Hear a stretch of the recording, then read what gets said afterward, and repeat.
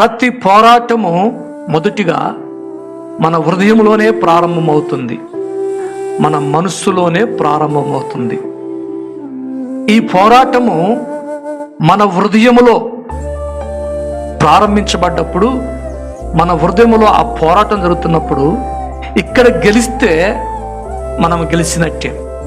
దేవునికి స్తోత్రం చెప్దామా? అంటే మీకు అర్థమవటానికి చెప్తాను. ఏదో ఎక్కడికో వెళ్ళాలి వెళ్ళాలి వెళ్ళాలని మనసులో ఒక రకమైన ఆతృత, పోరాటం మానవరీతిగా. ఆత్మేమో వద్దు వద్దు వద్దు అంటది. దేవుణ్ణి ఆత్మ పలికిన మాట ప్రకారం వద్దు అనేదాన్ని తీసుకొని అక్కడ మనం గెలిస్తే అక్కడికి వెళ్దాం. మనం అక్కడికి గెలిచినట్టే. ఇక్కడ గెలవలేదంటే వెళ్ళామంటే ఏదో చేస్తాం, చేశామంటే ఓడిపోయినట్టే.